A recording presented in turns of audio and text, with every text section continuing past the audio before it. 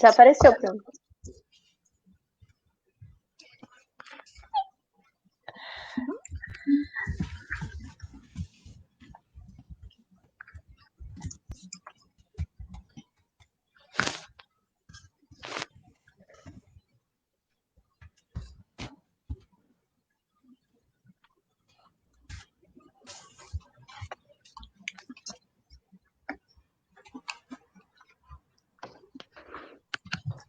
Boa noite, pessoal. Eu nunca sei se é boa noite ou boa tarde, mas enfim, boa noite ou boa tarde, como vocês preferirem.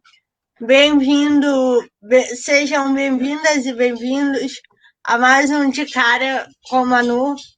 Hoje o tema da nossa live é Trabalhadoras do Mundo Negros, a importância do feminismo negro. Lembrando que hoje a gente tem a parceria da Dimarina Bordados e eu esqueci de pegar o negócio ali, daqui a pouco eu pego para mostrar para vocês. E eu vou fazer um panorama social que faz tempo que eu não faço aqui no De Cara com a Manu, eu fazer algumas informações bem básicas e vou deixar muito mais para as meninas falar do que eu, porque as nossas convidadas que tem um lugar de fala aqui. Então, 56,10% são, segundo dados do último censo do IBGE, se declaram negras ou pardas aqui no Brasil. Sendo que a cada 10 pessoas, 3 são mulheres negras. E dentro desse percentual, né, desse recorte, também é importante falar que 30,9% dessas mulheres negras são mulheres com deficiência, o que é outro marcador social aí, né? Então, para a gente começar a nossa live, nosso bate-papo, eu vou pedir para a Bárbara se apresentar. Bárbara, quem é você na fila do pão? Gente do céu, quem é a Bárbara? Então, boa noite a todas. A todas, homens, sintam-se representados nesse todas. A Bárbara é muita coisa, né? Eu sou formada em serviço social, acabei de me formar. É importante colocar. Tenho especialização em questão social pela perspectiva interdisciplinar. Matinhense de coração, porque vim de Curitiba e moro aqui há 4 anos. Atualmente servidora na Universidade Federal do Paraná, mas não trabalhando na área do serviço social ainda, porque estamos aí batalhando concurso. Umbandista, e aí nesse processo, alguém que ama muito serviço social e que se descobriu pesquisadora nesses anos. Eu acho que é isso. 32 anos, que mais, Manu? Ares. É você que sabe. Ares. Adora dançar. Tá com saudade de um pagode? Meu Deus, uma saudade imensa de um samba, um pagode, das amigas. É isso. E agora, Thaís, quem é você na fila do pão? Menina, na fila do pão eu sou a que come muito pão. Mas... Então, eu sou a Thaís, tenho 23 anos, pisciana, assistente social. Atualmente estou atuando na profissão, sou residente no programa da saúde da mulher, no HC em Curitiba. Então, estou descobrindo e me apaixonando cada vez mais pela profissão, né? Me formei em Matinhos, na Federal. Atualmente, então, estou morando aqui em Curitiba. Mas eu sou paranaense, sou do norte do Paraná, numa cidade chamada Congoinhas. Duvido quem esteja assistindo essa live conheça, a não ser meu namorado ali do lado. Mas eu acho que é isso. Então, gente, para você, pessoal aqui de Matinhos, Paranaguá, Pontal, Guaratuba, que estiver assistindo a nossa live,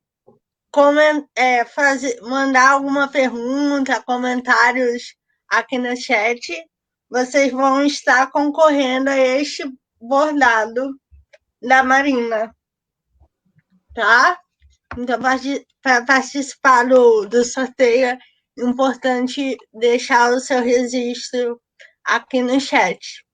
Para a gente começar pelo começo, como dizia um amigo meu, a gente vai falar um pouco sobre conceito. A gente não, né? A Thaís e a Bárbara, eu só estou aqui para entrevistar mesmo.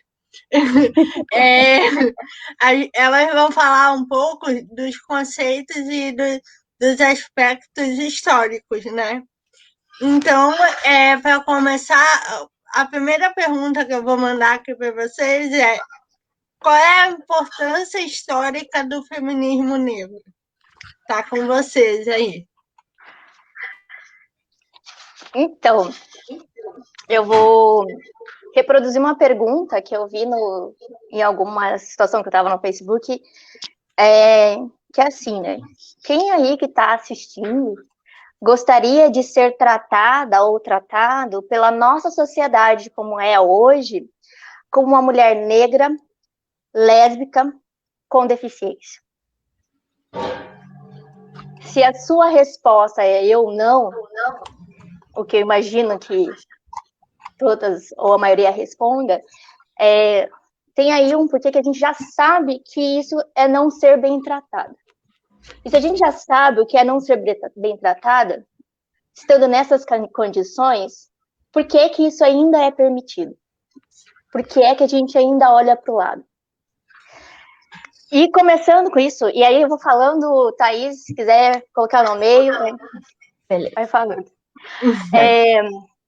Eu não sou, gente, uma exímia pesquisadora da área feminista, não, mas eu me aproximei do feminismo durante a minha formação em serviço social, e acho que a maior contribuição que o feminismo negro traz para a gente é a interseccionalidade. Na verdade, essa live quase poderia se chamar isso. E eu vou falando e vou mostrando alguns livros para vocês, senão eu vou me esquecer.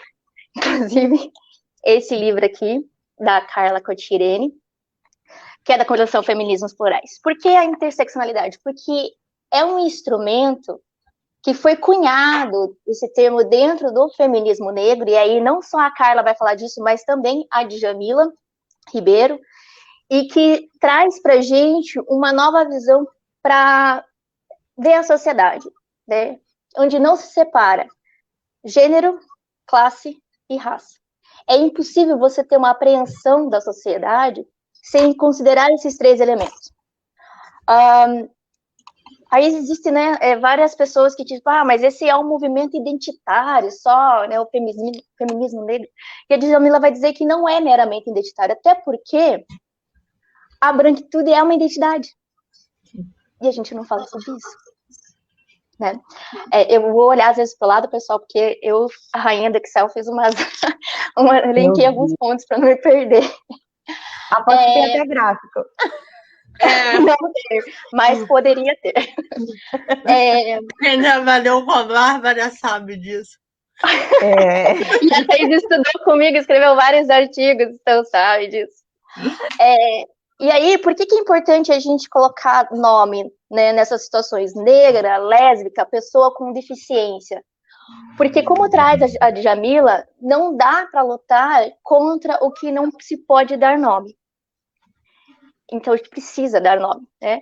Ela vai falar isso tanto no livro Lugar de Fala, vou ficar super, né, fazendo propaganda. E esse livro aqui, ele é imprescindível para a gente que está se repensando, que é o Pequeno Manual Antirracista, também da Djamila. E essa contribuição coloca as mulheres como categoria e não sujeito universal, né? Como também a classe trabalhadora não é universal, nós não somos iguais dentro da classe trabalhadora, as mulheres também são diversas. Isso de que todos somos iguais é a maior balela que tem, só serve para manter o status quo da galera branca, homens, cis e etc. Então, a gente precisa, o feminismo negro, ele traz essa ideia da intersecção para a gente olhar para as mulheres enquanto categoria diversas e que vão sofrer opressões de forma diferente. Não quer dizer que uma mulher negra, lésbica, com deficiência, só ela sofra. Uma mulher branca vai sofrer, uma mulher que seja heterossexual vai sofrer, mas ela vai sofrer enquanto mulher cis. É diferente e aí eu vou tentar não usar termos tão acadêmicos. Mulher cis é aquela mulher que se identifica como mulher, né? Se essa mulher vai sofrer uma opressão enquanto mulher, porque existe essa estrutura de poder de gênero na sociedade, se ela é uma mulher trans, ela também vai sofrer com alguma opressão, mas é de uma maneira diferenciada. Né? E aí também legal que a Djamila traz nos termos para a gente diferenciar sofrimento com opressão. Porque é muito engraçado, às vezes eu estou falando com alguém sobre racismo e sobre essa questão mais estética, né, de como que a gente precisa lutar contra isso. No nosso dia a dia fica mais evidente, né, até vocês podem me ajudar, é sempre uma piadinha com o cabelo, uma coisinha, aí vem aquela fala, mas quando eu era criança me chamava de polaca azeda. Isso é ruim? Onde a gente vai discutir isso? Com bullying. Porque esse sofrimento gerado, ele não está ali numa questão de opressão, né? A gente precisa separar essa ideia de opressão e de sofrimento. O sofrimento é uma questão inerente ao ser humano, todo mundo sofre, mas a opressão está relacionada com a questão de poder, né? E quando uma categoria oprime a outra. Então, respondendo mais, assim, enfaticamente a sua pergunta, Manu, a Sueli Carneiro, vou mostrar a Sueli. A Sueli Carneiro. Gente, seu câmera é o contrário. Peraí. Isso. Essa maravilhosa filósofa. As coisas de uma vida. Isso. Depois eu deixo as referências para vocês. Ela mencionando a Patricia Hill Collins, que é uma feminista negra, e ela vai falar que o pensamento feminista negro elege 5 temas como fundamentais que caracterizam o ponto de vista do feminista negro. O primeiro, legado de uma história de luta. Importante reforçar que essa luta não é de agora, e nem é só nos Estados Unidos, né? Tanto que tem um grande movimento sobre a gente acessar a epistemologia, o conhecimento gerado pelas mulheres negras latino-americanas, não só as norte-americanas negras, e tampouco a gente só ficar bebendo desse conhecimento europeizado, que a gente sabe que é resquício de uma sociedade colonizada, né? E a gente precisa refutar isso, inclusive, dentro da academia. Então, o legado de uma história de luta, a natureza interligada de raça, gênero e classe, o combate aos estereótipos ou imagens de controle, a atuação como mães, professoras e líderes comunitárias, e aqui ela traz muito essa coisa da base, né? De como as mulheres negras desde sempre trabalharam na base. Né? Isso é muito esquecido pelo feminismo branco. E a política sexual. Então, o feminismo negro traz para a gente uma outra forma de ver o mundo, e é uma ferramenta importantíssima para que a gente apreenda melhor as coisas. É isso por enquanto. Thaís, tem alguma colocação? Olha, eu acho que a Bá trouxe bastante esses aspectos, né? Eu acho que eu não tenho nenhuma contribuição por hora, até porque acho que respondendo as outras perguntas, a gente vai acabar voltando nesses assuntos e acaba se aprofundando um pouquinho mais. Então, acho que no final vai ficar bem mais explícito tudo isso. Sim. Pessoal, vocês podem ir mandando perguntas aí, que logo eu começo a mandar para as meninas, tá? Conforme for caminhando os blocos aqui, eu vou encaixando as perguntas de vocês. É evidente, né, meninas, a falta de autoras negras na academia, né? E até nas leituras não acadêmicas, né? A gente fica falando muito de academia, mas quando você quer ler alguma coisa não acadêmica, mas que tem esse viés, é muito difícil você achar literatura, né? Como transformar essa situação na visão de vocês? Bem, eu vou começar, então. Você quer falar alguma coisa, Abá? Não, vai que depois eu vou. Tá bom. Eu acho que antes da gente pensar como que a gente pode transformar essa situação, é importante a gente refletir qual é o conhecimento que a gente tem hoje, né? Qual é o conhecimento que a gente está tendo acesso hoje de forma mais, eu acho que não diria mais acessível, né? Mas é o conteúdo que mais tem visibilidade, por assim dizer. Hoje a gente tem acho que em todas as graduações e tudo que a gente tem tido com mais facilidade, a gente tem um conhecimento bastante europeu. Então, muito pouco a gente lê autoras e autores que sejam latinos-americanos, que tragam muito mais sobre nossa... Ai, que fofa! Tragam muito mais sobre a nossa realidade, né? Então, acho que a partir do momento que a gente busca construir uma perspectiva que fale mais de nós, de uma forma contextualizada, digamos assim, e passa a ter acesso a esses autores que sejam latino-americanos, que sejam autores negros, a gente passa a transformar e construir uma nova perspectiva, uma nova visão de mundo. Então, quando a Abá diz que o feminismo negro ele tem essa contribuição, é porque ele construiu uma visão de mundo diferente da visão de mundo que compreende apenas uma supremacia branca, que é esse conhecimento que geralmente a gente tem acesso, né? Na graduação, a gente que fez serviço social, e imagino que todos os outros, né? Todos os outros cursos, mas especialmente nós que fizemos esse curso, conseguimos falar com isso com um pouco mais de propriedade, né?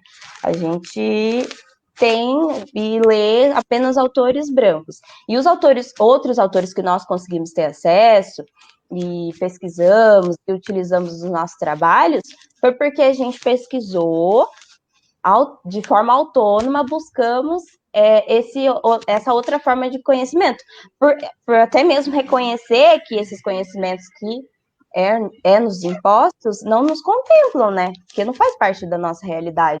Aquilo que um autor branco geralmente nos diz, e eu digo autor porque geralmente é um homem mesmo que se diz, né? Sim. Ele não traz aspectos que vá compreender a minha realidade e a minha especificidade enquanto uma mulher negra, né? Então, a gente consegue buscar esses conhecimentos a partir do momento que a gente consegue construir uma nova visão de mundo, né? Porque aí, aquilo que você está lendo, você está vendo que não vai contemplar mais você. Então, você vai conseguir buscar outros autores. Não é um caminho fácil, porque pensando em academia, né, em graduações, não são todos os professores que vão contribuir e vão seguir essa mesma linha e vão compreender essa outra forma e essa outra construção de pensamento, né? Então, às vezes pode-se haver esse embate. E, de fato, há, né, esse embate dentro da academia. Mas é um caminho necessário, né, que a gente precisa percorrer. Eu imagino que agora a gente tem conseguido formas de construir melhor isso, de ter um pouco mais de espaço para discutir isso, mas às vezes fica uma sobrecarga, né, daquela pessoa negra, pelo menos no meu período de graduação foi isso, né? A gente conseguia trazer esse discurso, mas quem trazia esse discurso, né? Quem que era essa pessoa que sempre movimentava para que essa visão de mundo, essa nova forma de visão de mundo, não digo nova, né, eu acho, mas essa visão que contemple essa perspectiva da totalidade, quem são essas pessoas que trazem isso, né? Então, é uma pergunta respondendo uma e fazendo outra, né? Para a gente se repensando e refletindo mesmo, né? Eu acho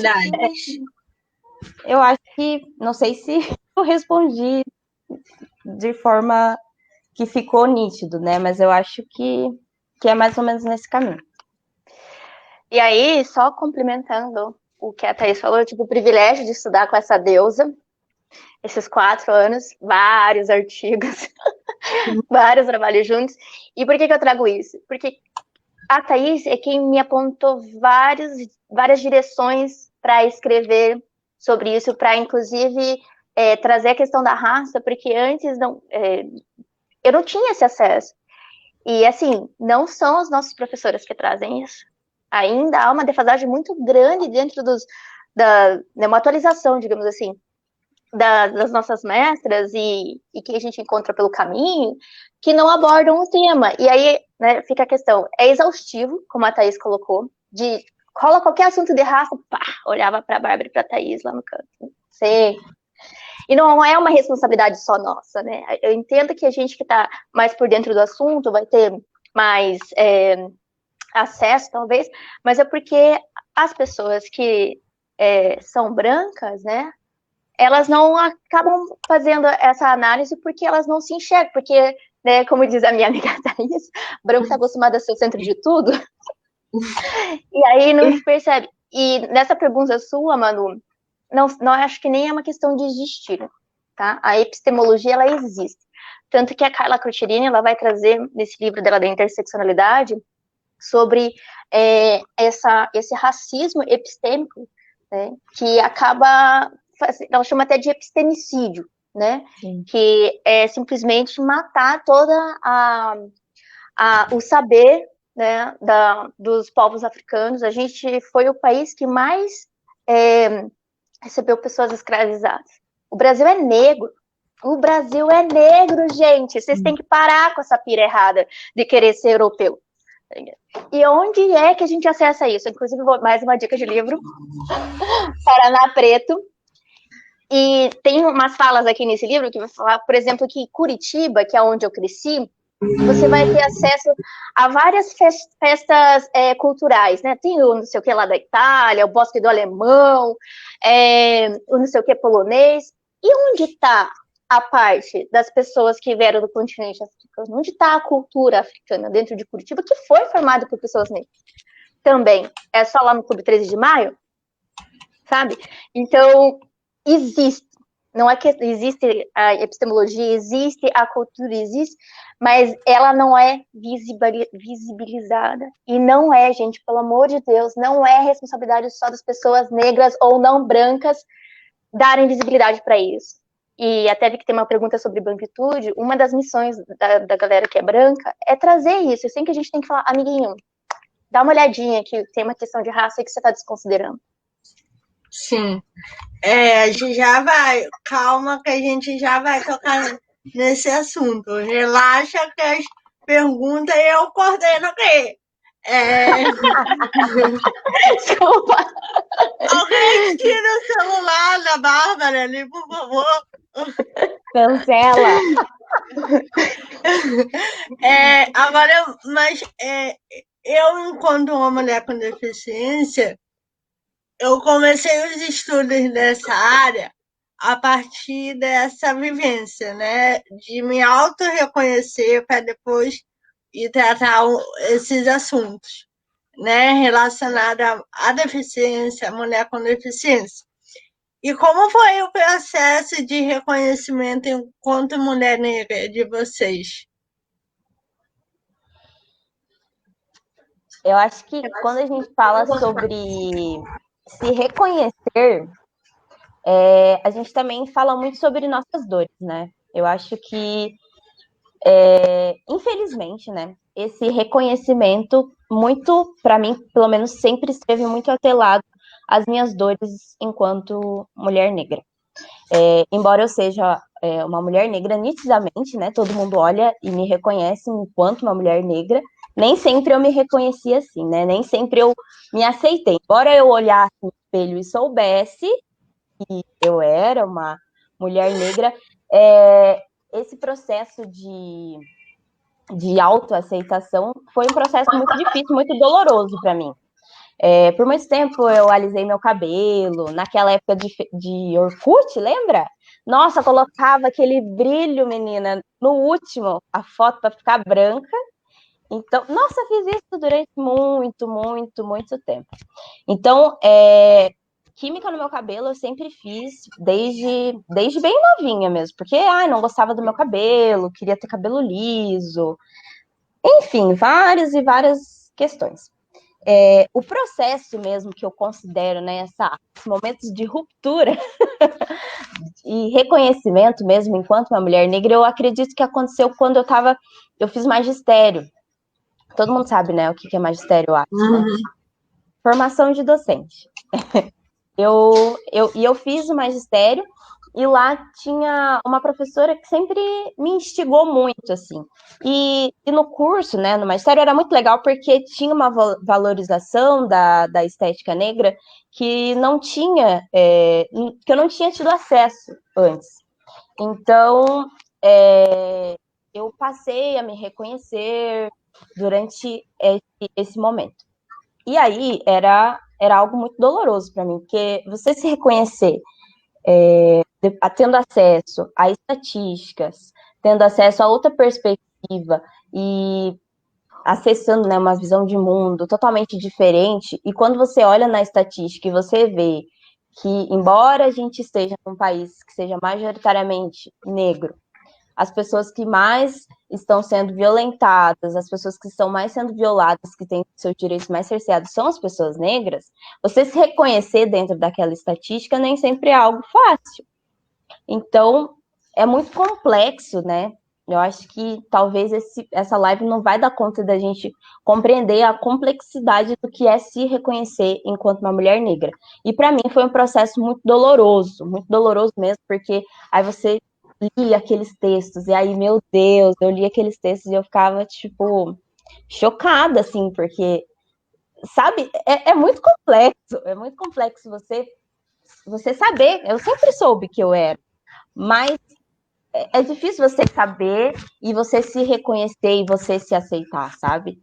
Porque é aquilo que você é de fato.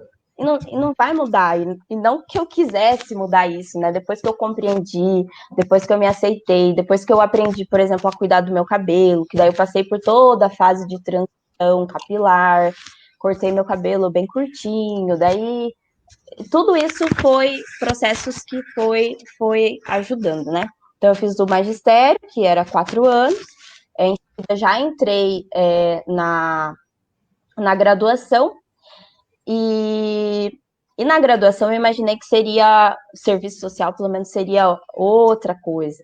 Então, eu já cheguei com muitas expectativas, né?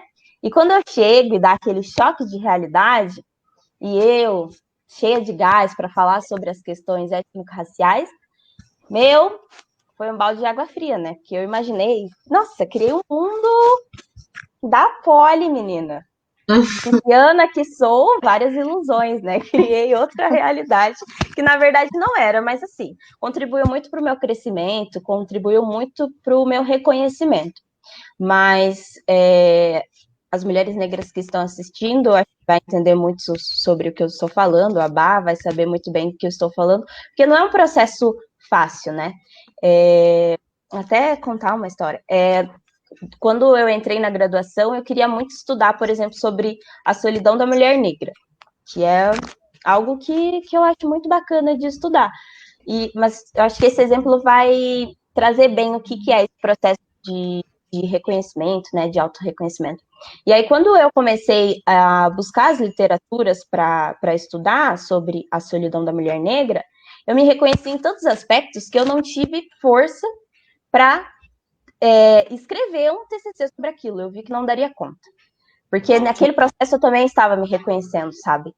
Então, eu acho que ser mulher negra e esse processo de reconhecimento é isso.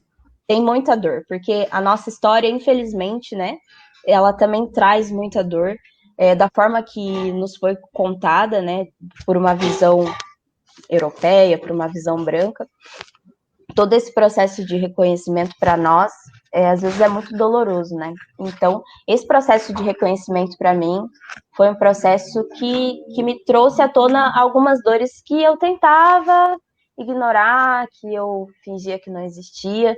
E aí você botar em xeque algo que é de você mesmo e que toda uma história, toda uma cultura tentou suprimir durante muito tempo, é você afirmar uma identidade que você sabe que não é aceita, mas você sabe que você precisa fazer isso, né? Que você é uma decisão que você toma, tipo, não, eu vou fazer isso, vou me conscientizar, vou buscar conscientizar outras pessoas através da minha afirmação, né? Da afirmação da minha identidade, mas é você estar ciente, né? Dessas consequências, porque você sabe que você vai passar a reconhecer o racismo, porque é isso, eu acho que isso é algo que traz mais dor ainda, né?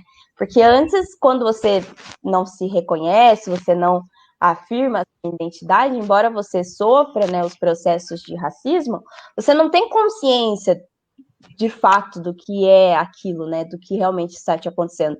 Mas a partir do momento que você se reconhece, busca estudar mais sobre a sua cultura e busca entender melhor a realidade do teu país, a história do teu povo, e enfim, você passa a reconhecer mais racismos e compreender algumas situações que antes você naturalizava, mas você compreende como ações racistas. Então, tudo isso mexe muito com a gente. Óbvio que o resultado de tudo isso é muito bom, né? Óbvio que se reconhecer não é dor e só tristeza, não é isso que eu quero dizer. Mas tudo que fizeram com a gente durante muito tempo, né? E até hoje nos fazem, nos traz muitas dores, né?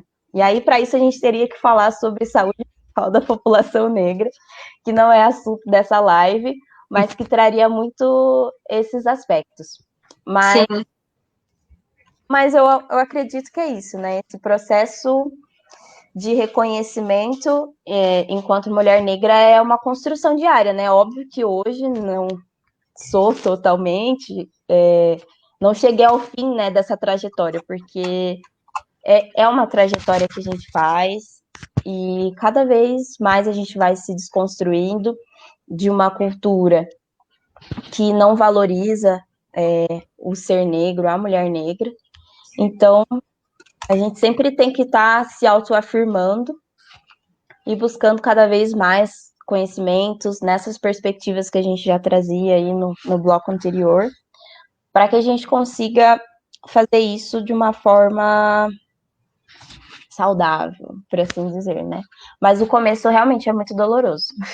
Eu acho que colocar o saudável junto com isso é meio complexo, né, amiga? Mas e aí, respondendo essa... Olha, quando você fala assim, se reconhecer como mulher negra, eu falo, eu? Negra? Porque é isso que ainda pega, eu vou trazer aqui a polêmica do pardo. E aí, gente, eu ainda tô lendo muito a respeito, sabe? Essa questão do colorismo é muito cara ainda para mim. Se você me colocar como mulher negra, tem lugares que eu não vou porque falar sobre isso, porque aí o lugar de fala da Djamila é extremamente importante para a gente saber de onde que a gente fala. Não é que ninguém tem lugar de fala dentro dessa questão racial. Todo mundo tem um lugar de fala dentro dessa questão racial. Brancos, pretos, as pessoas indígenas e a gente que é visto como pardo, e aí vamos falar desse termo numa outra live que daria inteiro. O que isso aconteceu comigo? É muito difícil eu ainda colocar que eu sou negro, confesso. Eu ainda coloco pardo, porque pardo eu sempre fui. Parda, desde criança eu sempre fui, eu sabia. E como minha família é miscigenada, bem miscigenada, minha mãe branca, minha avó branca, mas meu avô materno, bem indígena, né? Aí meus avós paternos e meu pai negros. Eu olhava para mim, enquanto criança, e já doía muito. E aí eu vou falar, vocês me emocionaram. Porque eu achava que eu era adotada, gente. Eu achava que eu era adotada porque eu olho pra mim, pra minha mãe. Hoje eu sou a cara da minha mãe com outros, né? Um pouco mais escuro e cabelo enrolado. Mas quando criança eu olhava pra eles, meus irmãos branco, cabelo liso, e eu nesse rolê, quem que eu era? E eles ainda falavam, porque criança é uma desgraça, né? Vai reproduzindo as coisas. Sim. E aí me falavam que eu era adotada. Eu lembro de uma cena apavorante. Eu, assim, menos de 10 anos, buscando nas fotos familiares uma foto da minha mãe grávida. No período que eu nasci, né? E não tinha, porque não tinha, simplesmente não tinha. Naquela época não era tão fácil, né? Não tinha. E aí depois eu fui me entendendo e tal, como uma pessoa que era daquela família. Quando eu vejo a família do meu pai, conheço já, né, com uma certa consciência, e falo, entendi. Né? E aí durante a vida, como eu vim de periferia e tal, todo mundo era daquela cor, todo mundo era, né, cabelo enrolado e tal. Mas aí eu fui estudar em colégios mais elitizados, no centro de Curitiba, e aí você começa a perceber. Todo mundo é cabelo branco, cabelo liso, todo mundo é branco. eu era brasileira, eu era essa pessoa que, né, vem muito dos estereótipos da periferia mesmo, que ela tem uma cor. A periferia tem cor, a gente sabe disso. E aí essa questão racial, ela é muito levada como brincadeira, né, comigo, né? Era sempre assim, se eu fazia alguma coisa errada, eu era escurecida, né? Ah lá, pretinha, fazendo as coisas. Se eu fazia alguma coisa certa, eles não falavam pretinha, eles não colocavam cor nem nada, né? Mas era sempre assim, qualquer coisa errada, eles me escureciam, né? E para as coisas que eles consideravam certo, talvez o embranquecimento, não sei, não era muito falado. Mas aí a questão da raça não aparecia. E aí, ano passado, eu estive num evento em Maceió, e foi feita uma roda sobre raça, e eu participei com mulheres, e teve um exercício que foi muito, muito tenso, assim, que era sobre a gente se enxergar enquanto mulher negra mesmo. E era escrever na infância o que você sofria, como que você via, né? E aí, o que eu passei no Paraná, a gente tem que lembrar desse lugar de fala. Quem que é a Bárbara? A Bárbara que cresceu no Paraná, em Curitiba, que é um lugar extremamente branco, né? Tava com meu amigo do Rio de Janeiro aqui essa semana, ele fala assim, eu olho para suas fotos e não vejo preto. E nessas fotos tem umas pessoas que são consideradas negras, né? Inclusive eu. Mas enfim, nesse exercício, um exemplo clássico, né? Que nós três provavelmente passamos por isso. A lista da menina mais bonita da sala. A gente nunca é primeiro lugar. Não. E quem que era o primeiro lugar? A menina loira, do olho claro, né? Do cabelo loiro.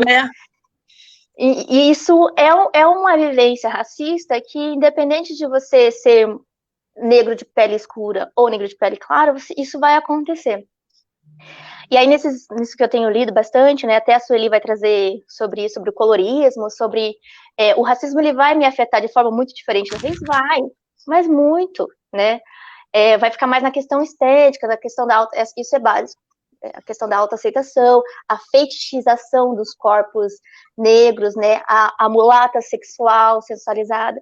A história da solidão da mulher negra. Eu anotei aqui, gente, até eu preciso ler isso, porque eu fiquei tão chocada, que tem uma fala que acho que é a Sueli que traz no livro dela, é a Sueli Carneiro, um dito popular que era assim, preta para trabalhar, branca para casar e mulata para fornicar. Esta é a definição de gênero raça instituída por nossa tradição cultural patriarcal colonial. E é isso que a sociedade reproduz. Então, eu ainda estou tentando me perceber enquanto uma mulher negra. Eu já consigo falar não branca. Não branca vai, né? Vai tranquilo. Mas, assim, com essa questão do pardo, essa questão do colorismo, né, que se dá de diferentes maneiras. O Brasil é um país continental, então, assim, aqui no Sul, o racismo é uma coisa. Se eu vou lá para o Nordeste, eu sou lida de outra maneira, né? Então, isso é um pouquinho complicado. E aí, depois, no próximo ponto, a gente vai retomar isso, mas é importante a gente, mulheres não brancas, nos posicionarmos, porque assim, eu nunca vou ser a menina no top da lista das mais bonitas. Eu nunca vou ter um acesso privilegiado, mais privilegiado que uma pessoa mais escura, com certeza, mas não tanto quanto uma pessoa branca. Eu ainda tenho que levantar a minha voz para ser ouvida em vários espaços, não só enquanto mulher, mas enquanto uma mulher não branca, né? Isso a gente compartilha dessas opressões, mas ainda assim tenho consciência de ter mais passabilidade pela questão do colorismo. Com certeza. Antes da gente ir para a próxima pergunta do nosso roteiro, a Thaís falou um pouco da questão dela com o cabelo e tal, e tem uma pergunta aqui do Bruno Renan, que ele fala assim: olá, gostaria de saber a respeito da simbologia histórica da trança como ato de resistência, também na relação do uso dela em mulheres brancas. E aí, meninas? Vai começar, Thaís? Polêmicas. Meninas, não sei nem por onde começar. Você quer começar? Vai. Pode ser. Uma pessoa branca já me perguntou isso. Falou, eu acho muito lindo o dread, mas eu sei que não faz parte, né, da minha cultura. O que você acha de eu colocar? Pedindo aval, né? Pedindo benção aqui. Olha, cada um sabe do que faz, das consequências que faz. Eu só vou deixar meu pensamento aqui, minha crítica. E me ensina. É óbvio que por uma pessoa negra, né, que usa trança e compreende, né, do peso histórico que tem isso, vai ser outra questão. É outra questão. Eu já coloquei trança em alguns momentos e tudo mais. E, cara, é muito legal a conexão que você tem quando você está fazendo isso com uma outra pessoa negra, né? Óbvio. É uma troca mesmo. Para mim, todos os momentos que eu estive para colocar trança, de fato, eu me sentia conectada com uma questão ancestral, sabe? E isso, eu imagino que quem coloca e seja branco não vai ter. E eu acho que esse é o diferencial, né?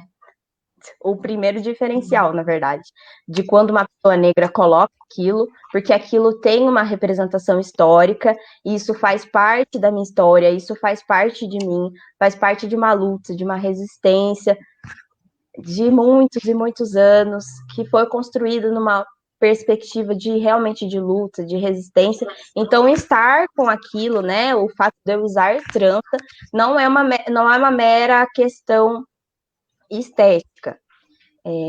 Ai, meu Deus, peraí. O meu computador. Me ajuda aqui. O que eu faço ali? Olha lá. Gente, desculpa, problemas técnicos aqui. Meu computador quer reiniciar agora. Meu computador quer me gongar agora, nesse momento. Não. Ai, meu Deus. Peraí, gente. Enfim. Então, é fato que uma pessoa negra que usa aquilo, né, que se usa daquilo, não é por uma questão estética, né, uma questão meramente estética.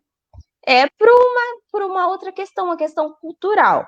A pessoa branca que coloca, além do fato daquela estética não ter sido construída para ela, então ela não vai ter o mesmo resultado, e isso, da última vez que eu coloquei tranças, eu falava isso com a Deb, que a Deb Tranças, ela, aqui de Curitiba, aí ela dizia, né, que muitas pessoas, muitas mulheres brancas procuravam o trabalho delas e colocavam, enfim, tranças, e daí não tinha o resultado, eles criticavam o trabalho dela como se fosse um trabalho ruim.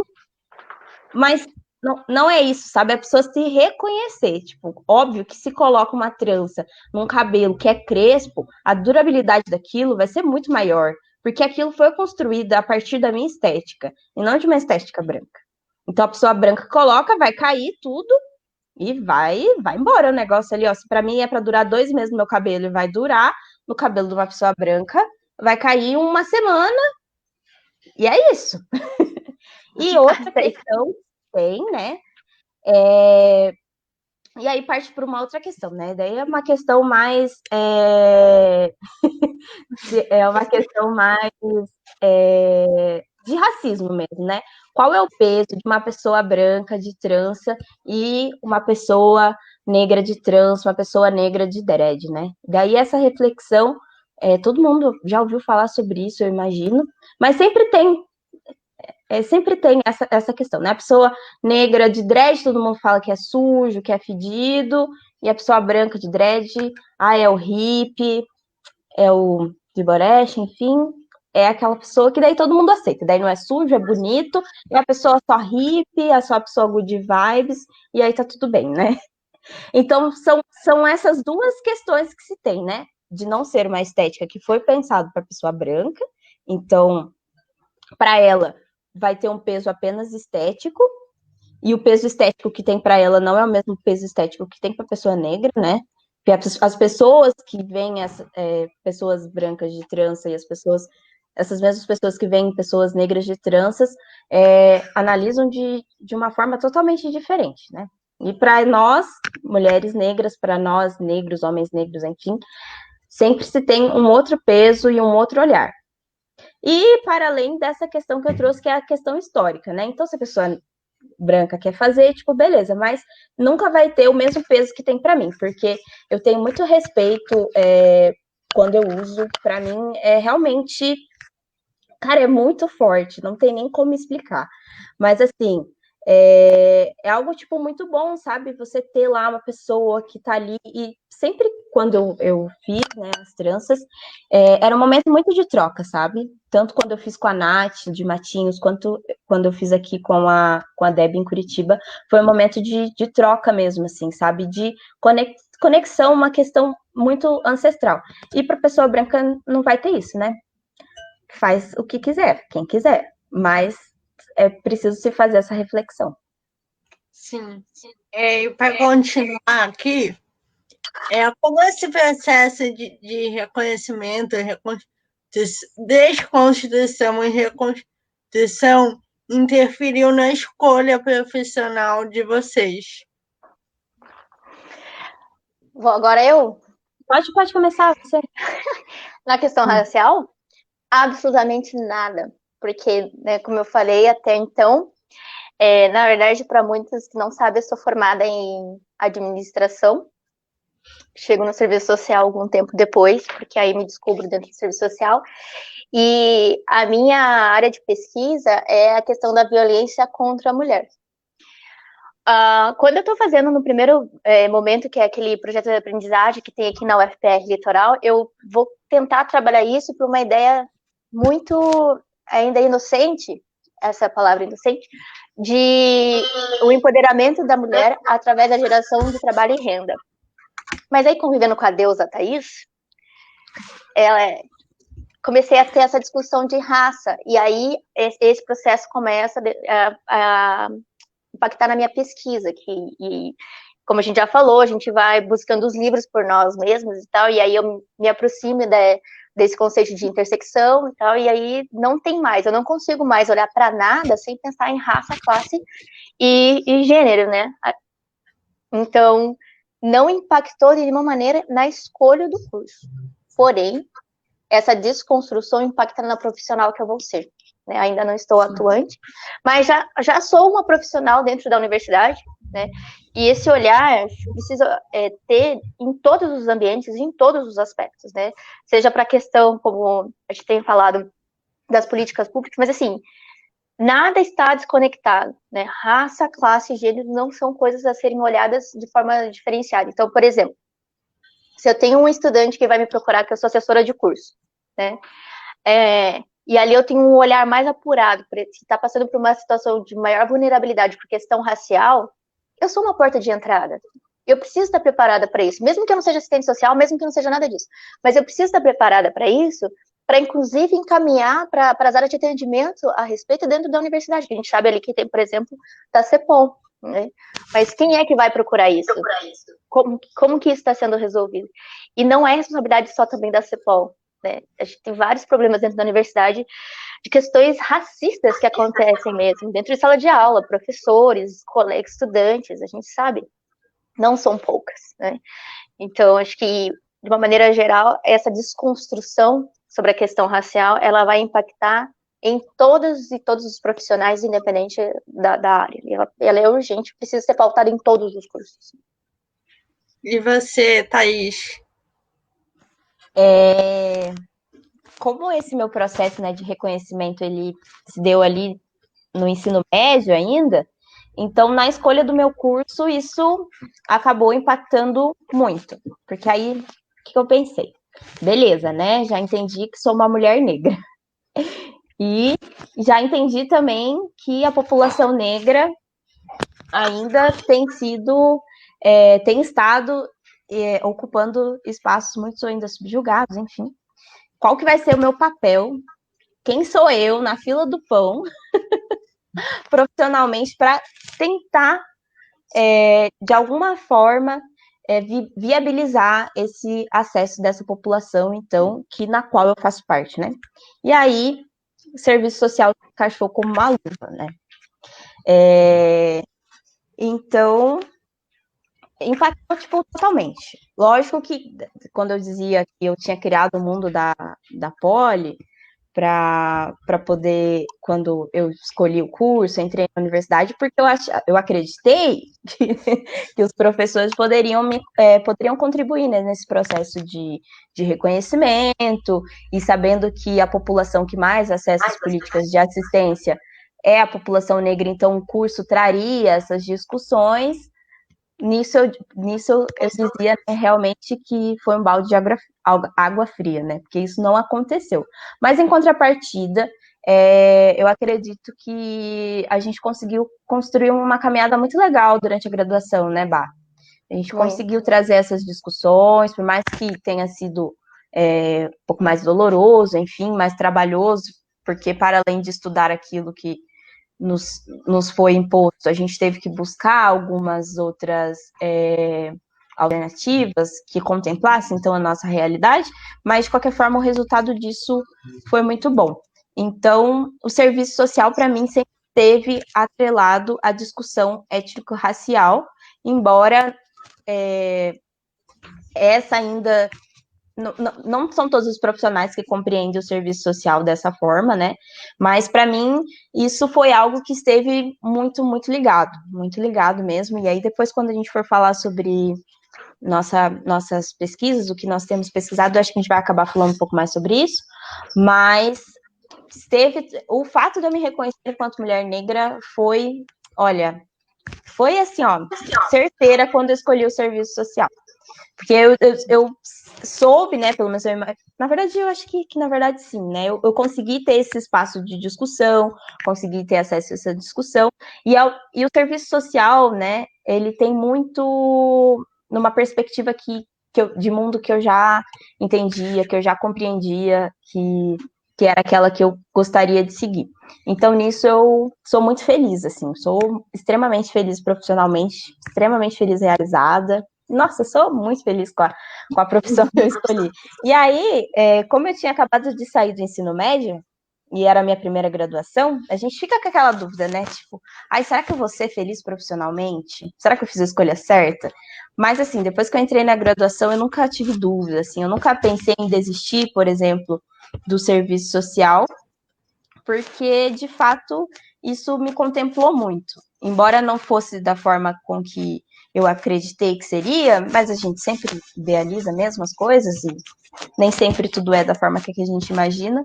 Mas eu acredito que é um curso que tem tudo a ver, sabe? Então, ser mulher negra e ter escolhido serviço social, para mim, casou muito, porque eu consigo discutir as duas coisas.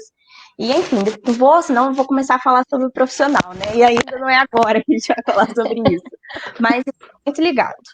Então, para mim. Então, não, pode concluir, Thaís. Não, eu só ia dizer que para mim ter assistente social é necessário compreender sobre a questão étnico-racial. É só um gostinho assim, ó, para falar daqui a pouquinho. E agora, né? Agora vocês estão formadas, a Bárbara ainda não trabalha na área, mas de certa forma lida com as questões, e a Thaís já está atuando na área. E como o feminismo negro, então, ele tem interferido na vida profissional de vocês? Você quer falar primeiro, Mar? Posso ir. Sabe que eu não sei se... Acho que nós três passamos por isso, né? Pessoas que estão muito na militância e tal. Primeira coisa que fala, né? Nossa, Bárbara, você tá chata, não dá pra falar nada perto de você. Não dá. Que pena, né? Não dá, não dá. Vai falar, vou problematizar. Mas brincadeira à parte, eu acho que é isso, sabe? A gente acaba colocando esse óculos dessa questão que o feminismo negro traz de não ser separável raça, classe e gênero, e para tudo que a gente for fazer, tudo que a gente for atuar, como a Thaís acabou de colocar, né, a questão étnico-racial é imprescindível para uma atuação decente, né, das pessoas dentro do serviço social. Em qualquer profissão, né? Qualquer profissão, qualquer profissão, bem colocado. E dentro do que eu pesquiso, porque não estou atuando, mas sigo estudando, sigo pesquisando, apesar de, né, em épocas de pandemia não estar escrevendo, publicando nem nada, mas continuo estudando. É isso, não parar de ter esse olhar para dentro do serviço social, Manu, não sei se você sabe, para quem está vendo, a gente tem uma questão social, Não existem questões sociais. A gente tem uma questão social que é a relação capital-trabalho, né? Apropriação da força de trabalho e donos do meio de produção. E aí, nós temos as expressões da questão social, que é tudo que é gerado disso, desde a pobreza, violência, a gente pode encaixar aí a questão de território e tudo mais. Tudo que é expressão dessa relação, a gente vai conversando, a gente vai chegar nisso. Mas ela não é, essa questão de trabalho, ela não é puramente, como dizer, a classe trabalhadora é única, ela não é, né? E aí tem até mais um livro. Esse livro aqui que questão social mais voltado para o serviço social, né? Questão social e serviço social no Brasil. Eu achei ele bem interessante, eu ainda não terminei de ler, apesar de a gente ter na biblioteca básica um livro que é sobre questão social, que é escrito por uma mulher negra, então ele traz essa questão racial, mas que fala que escravidão e patriarcalismo são categorias constituintes e atuais no processo de formação da sociedade brasileira, de acordo com as configurações histórico-conjunturais. Isso é resultado dessa contribuição feminista negra, e a gente precisa ter esse olhar, e aí particularmente eu trago isso dentro da minha pesquisa, e a atuação dia a dia, né? A gente não é separada, a Bárbara acadêmica, ela não está separada da Bárbara que trabalha, da Bárbara que está em casa, até né, as pessoas que convivem mais intimamente comigo, coitadas, porque eu falo de política o tempo todo, e não tem como não falar, tudo é política, tudo tá envolvido nisso, e é isso, vai, Thaís. E aí, gente? Então, eu acho que assim, eu fico pensando, né? Às vezes eu fico tentando refletir. Como seria a minha atuação profissional se eu não tivesse tido acesso a esse debate, né? Se eu não tivesse tido acesso à perspectiva que traz o feminismo negro, se eu não tivesse me reconhecido enquanto uma mulher negra. Eu trabalho numa maternidade, então eu trabalho majoritariamente com mulheres gestantes, puérperas, e eu atendo muito as mulheres negras, né?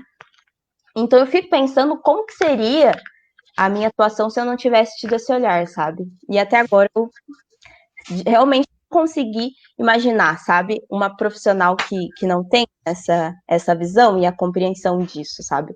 Então, para mim, feminismo negro é tudo, gente. Se eu não compreendesse, eu não consigo entender como que eu teria essa atuação, sabe, de uma perspectiva crítica, porque embora a gente estude isso no serviço social, é fato que as leituras que nós tivemos acesso não deu conta. Então, o fato de eu ter estudado e ter compreendido mais faz toda a diferença na minha atuação. Então, é muito necessário. A galera que está assistindo, gente, independente da profissão que vocês estejam, dos espaços que vocês estão ocupando, busque, sabe, estudar sobre o feminismo negro, busque estudar sobre as questões étnico-raciais, porque isso traz uma visão totalmente diferente, uma visão de mundo totalmente diferente para a gente, sabe? E que isso muda totalmente a forma com que a gente consegue ter a nossa intervenção profissional, sabe? Então, eu não consigo nem pensar como seria se eu não tivesse acesso, sabe? Eu não consigo pensar uma intervenção profissional, uma atuação profissional descolada das questões étnico-raciais, sabe? Porque, para mim, isso é a intervenção, isso é o meu cenário de prática, eu atendo muitas mulheres negras, então, pense só como que poderia ser defasada, né, a minha intervenção profissional se eu não tivesse acesso a esses debates, sabe? Então, é uma discussão muito necessária, muito, muito, muito necessária, não só no serviço social, mas enquanto assistente social eu trago sobre aquilo que eu atuo, né? Mas em todas as profissões. E o feminismo negro, ele conseguiu dar conta de trazer as discussões que só o curso, a graduação de serviço social não daria conta, sabe? Então, fico muito feliz da trajetória que a gente conseguiu construir durante a graduação, e eu digo a gente porque eu não fiz isso sozinha, né? Teve Uma mulher negra não é uma mulher negra sozinha, né? Ela é mulher negra com outras mulheres negras. Então, isso foi muito rico para mim durante todo esse processo de graduação. Tudo que eu tive acesso a ler, tudo que eu tive acesso a discutir. Eu e a Bá, a gente sempre discutiu muito isso durante toda a graduação. E outras pessoas também, é claro, mas falo da Bá porque ela era minha amiga pessoal mesmo, né? É até hoje. Então, tudo isso foi muito rico, sabe? E ter tido acesso a isso durante a graduação faz com que hoje eu seja uma profissional totalmente diferente, né? Lógico que se não tivesse tido acesso a isso durante a graduação, eu sentiria falta disso agora. Mas, pelo menos, já tendo essa base, né? Ter tido essa base na graduação de forma diferenciada, faz com que hoje, na atuação, eu consiga atuar de uma perspectiva diferente. De uma perspectiva que é mais inclusiva. Manu, antes de você seguir, deixa eu só fazer mais uma parte nessa que eu acho importante, que eu não coloquei lá atrás. Aí, não só na parte profissional, a gente tem que ver qual é a importância do feminismo negro para a gente enquanto cidadãos e cidadãs, né? Aí, exemplo, se a gente coloca só a questão da luta de classe, né, é muito possível que mulheres brancas, como já aconteceu, as mulheres brancas, elas estão ali, né, no começo da primeira onda do feminismo, pautada na luta do proletariado e entendendo que o sufrágio, a questão do voto era importante para elas conseguirem alcançarem as políticas, mesmo brigarem pelas políticas de trabalho. Mas quanto mais elas acessaram isso, mais a questão das mulheres negras, que sempre esteve ali, foi negligenciada, né? Tem até um discurso muito famoso que é da nome dela, é aquela "E eu não sou uma mulher negra". Eu sei, mas eu não sei falar. Sojourner Truth, só sei o seu sobrenome. Que vai falar disso, né? De, assim, enquanto mulheres estavam lutando pelo seu direito de trabalho, as mulheres negras estavam lutando pelo direito de existir. Isso lá no começo, né, do século passado. Mas ainda hoje isso é muito caro para a gente, porque, por exemplo, mulheres brancas, mulheres em geral hoje, compõem a grande força de trabalho do país. E aí você tem todo um movimento, quando foi proposta a PEC da regularização dos trabalhos das mulheres que trabalham com a questão doméstica, que majoritariamente são pretas e pardas, e você tem toda uma classe de trabalho que é contra isso, né? Então, é importantíssimo para a gente ter essa leitura de mundo para esses espaços também. Se eu sou uma pessoa que estou lutando pela questão de uma nova ordem societária, sem nenhuma opressão, não tem como a gente fazer isso, não tem como a gente ter uma sociedade justa se a gente não falar de racismo. É muito possível que uma mulher branca que esteja lutando pela sua igualdade salarial com homens, que a gente já sabe que é muito menor do que a de homem, 30%, né, uma mulher chega a ganhar de um salário de um homem branco, mas se ela é uma mulher negra, ganha ainda muito menos. Né? Quem são as mulheres que estão nas profissões mais marginalizadas? Quem são as mulheres que são as mulheres chefes de família? Você vai ver sempre estatisticamente que são as mulheres negras. Isso não é um acaso. E por isso que a gente tem que ter o feminismo negro, para a gente entender que isso não é um acaso, que a força de trabalho desse país, que sustenta esse país, são mulheres negras, e isso não é um acaso. Com certeza. E para a gente terminar esse bloco, tem duas perguntas aqui. A primeira é do Tiago Inácio Cirino. Cirino. Meninas, quais dicas, sugestões ou mesmo leituras vocês recomendam para jovens que possam despertar para esse processo de reconhecimento como mulher negra? Jovens quanto, né? Que hoje em dia tem até livro para criança. Eu dei para minha afilhada, que completou 9 anos esse ano, o livro da Lupita Nyong'o, que é uma história, só o nome, eu não sei falar também, mas é uma história de uma menina que era bem retinta e uma família que não era tão retinta, ela vai se descobrindo nesse meio. Esse livro é incrível, que vai falar da questão racial e autoaceitação, sempre uma parte mais política. E aí, se for para uma área mais política, assim, alguém mais, né, não tão criança, assim, tem os livros que eu falei da Djamila, né? Tanto um pequeno manual de racista, lugar de fala e feminismo é para todo mundo. Quem tem medo do feminismo negro, que é esse aqui que eu ainda não mostrei. E aí tem esse da Bell Hooks também, que eu gostei muito da escrita da Bell Hooks, que é o feminismo é para todo mundo, né? Que também super indico. E aí, Thaís, dicas? Tô tentando achar o livro aqui para mostrar para vocês. Peraí. Esse aí mesmo. Olha só, esse livro aqui, ó, é muito bacana. Não sei se dá para ver. Essa autora é uma autora muito legal. Ela tem uma leitura muito, muito acessível, assim, sabe? Então, essa é uma ótima dica. Esse livro eu comprei, e, tipo, é um livro muito gostoso de ler, porque o nome dele é Heroínas Negras Brasileiras em 15 Cordéis. Dá para ouvir? Isso que eu ia pedir, o nome do livro. Tá. São Heroínas Negras Brasileiras em 15 Cordéis.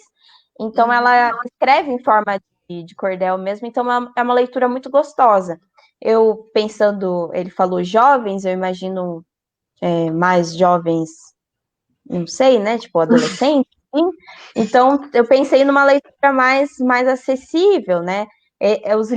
Esses livros da Djamila, a Bá, acho que já mostrou, inclusive, que são esses livrinhos de bolso, tem uma leitura muito, muito fácil, né? Não é uma leitura muito acadêmica, que demanda de você compreender muitos conceitos para que você consiga falar sobre e compreender, né, sobre o que ele traz.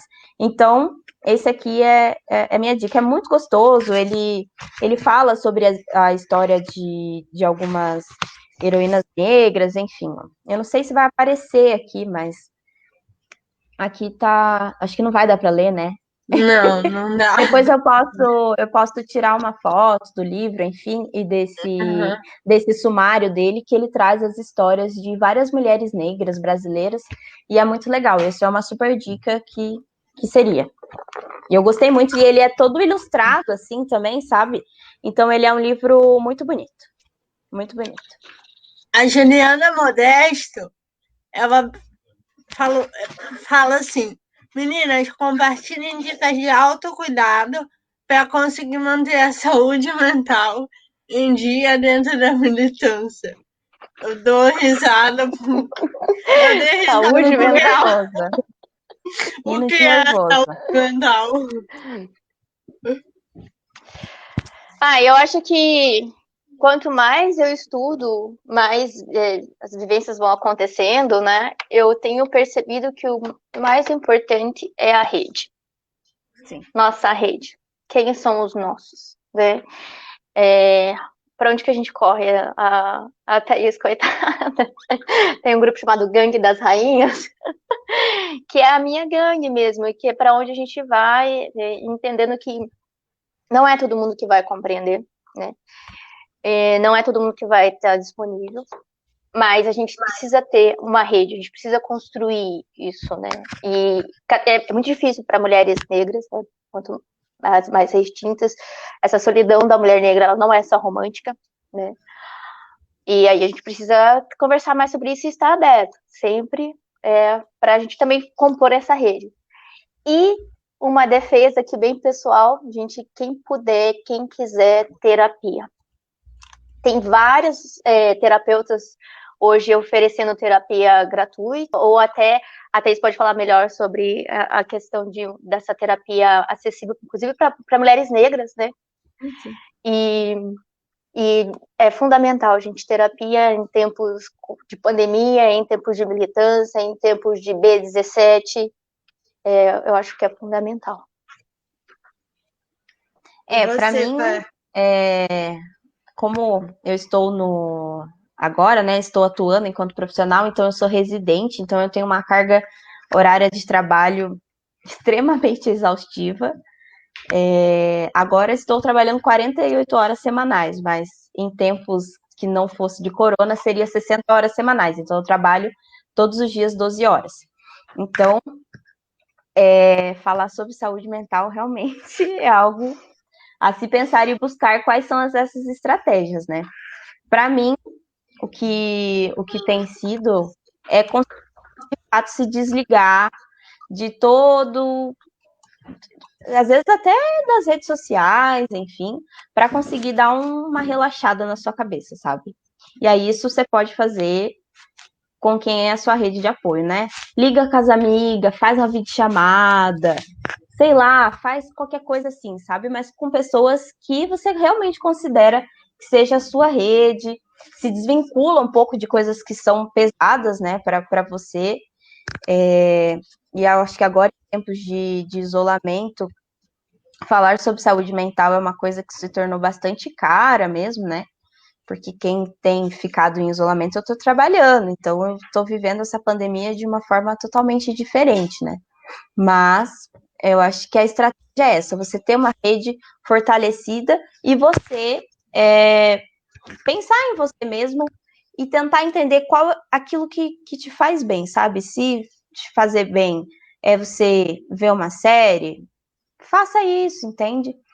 Mas é muito importante você ter esses espaços, mas uma rede de apoio que seja realmente um apoio é essencial, assim, é imprescindível. Eu acho que não existe outra forma senão rede de apoio. Aí, se a rede de apoio, se você tem acesso a ter acesso à terapia, enfim, de fato, hoje tem tido alguns terapeutas, né, alguns psicólogos que têm atendido ou por valores sociais. Agora, eu não sei na pandemia, porque antes tinha na universidade, né? Nas universidades eles tinham, né, esse apoio, enfim, que era de forma gratuita ou de um valor simbólico. Eu, sinceramente, não sei dizer como que está acontecendo agora isso em tempo de pandemia, mas eu acredito que se der uma pesquisada, vai acontecer vários, vai conseguir ter acesso a vários que estão tendo. Por exemplo, no hospital onde eu trabalho, tem uma equipe que atende para a saúde do trabalhador. Então, tem se pensado, né, em algumas outras formas. Mas eu acho que é isso. O canal é você ter uma rede de apoio. Sem minha rede de apoio, gente, eu não ia, não ia ser nada.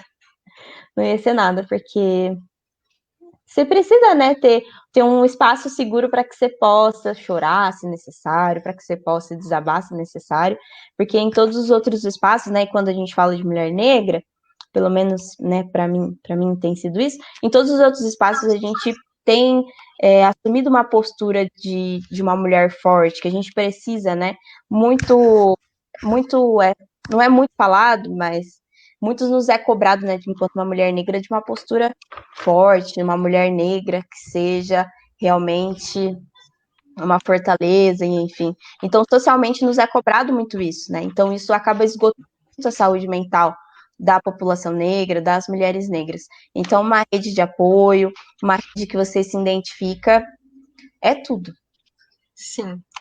E agora, para a gente seguir, como a Bárbara estava ansiosa, lendo os comentários, botando os comentários onde não era, para começar o próximo bloco, que a gente intitulou como o papel da pessoa não preta no combate ao racismo, eu vou iniciar ele com a pergunta do Bruno Renan. Olá, gostaria de saber a respeito da simbologia. Não é esse. Calma, gente. A pessoa tem problema na mão, coordenação motora. É você. Aí, achei. Do Adilson Júnior. Boa noite, meninas. Gostaria de saber o que vocês entendem pelo termo branquitude. Obrigada por esse espaço. Quer começar, Thaís? Você escreveu sobre isso? Não muito. Então tá. A Djamila, ela vai trazer isso, se eu não me engano, onde que eu li? Acho que foi com a Djamila mesmo. Sobre essa questão dos espaços de poder serem hoje ocupados por pessoas brancas e todos os outros padrões, né? Então, é o branco, o hétero, cis hétero, né? Que agora a gente tem que colocar essa questão do cis também, e o homem.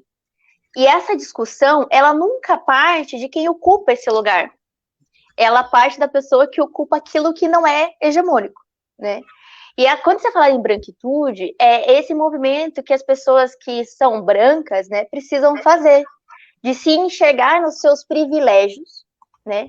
E como que isso vai afetando a sociedade, mas também o seu individual, né? Não esperar que essa discussão seja feita, por exemplo, de raça, sempre da pessoa negra, da pessoa indígena, da pessoa que não seja branca. Essa discussão de raça tem que partir das pessoas brancas também, né? Como que isso tudo é construído e que poderes que estão ali colocados e como que se vale. Eu vi essa semana, ou semana passada, alguém falando assim, uma pessoa branca, né? Eu não tenho dívida histórica, eu não devo nada para ninguém, né? Porque eu não estava lá. Você não estava, queridinho, mas você está aí, né, usufruindo de todas as possibilidades que a hegemonia te dá. Então, você nunca vai ser morto pela polícia por confundir um guarda-chuva com um fuzil. Nunca vou entrar na casa do seu filho com 14 anos e atirarem nele pelas costas, porque ele estava ali brincando em casa em tempo de pandemia, inclusive cumprindo com isso, né? Você foi porque estava carregando uma garrafa de pinho-sol. Exatamente, né? Ou por 10 gramas lá de maconha. Isso nunca vai acontecer, né? Nunca vão prender uma mulher branca pelo cabelo dela ser identificado, né? Com uma pessoa que estava ali roubando. Identifiquei essa mulher branca pelo cabelo e ela ficou lá presa dias e dias, né? Então, as pessoas brancas precisam se pensar do seu lugar de branco. Quem sou eu no meu lugar de branco, né? E aí, se eu sou um homem, quem sou eu, homem cis, né? Ou quem sou eu, homem homossexual? Porque aí também tem um grande equívoco de achar que as opressões fazem da gente...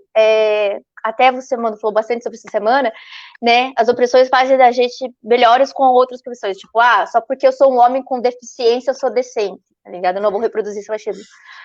Vai sim. Se você não se repensar, você vai sim, né? Então, essa questão da branquitude e que a Djamila coloca, as pessoas brancas se discutirem enquanto pessoas brancas e o que elas estão fazendo com a nossa sociedade. Porque não adianta só as pessoas negras ou as pessoas não brancas terem essa consciência de raça. Isso não produz uma alteração social na estrutura. O racismo, ele é estrutural. Todo mundo tem que ter essa consciência, não só as pessoas negras. Esse é o ponto. E qual que era a outra parte da pergunta dele? Eu perdi? Peraí, calma aí, com a minha coordenação. Eu tenho tenho sobre branquitude, né? Compreensão. Era só aqui, botei na tela de novo. Tá. Entender. Quer completar, Thaís? Não, eu tenho a mesma compreensão. O importante também é de pontuar que, de fato, é importante que essa branquitude discuta essas questões e é óbvio que a branquitude vai construir a partir do espaço no qual eles ocupam. Não é discutir querendo ocupar uma fala de que seria de uma mulher negra, de que seria da população negra em geral. Pensar isso, né, a branquitude tem que se pensar a partir do espaço que eles ocupam. Repensar os seus privilégios. Eu acho que isso é muito importante a gente pontuar para que a gente não tenha os famosos machos, palestrinhas, as famosas pessoas que querem ocupar um espaço na qual não faz parte, né?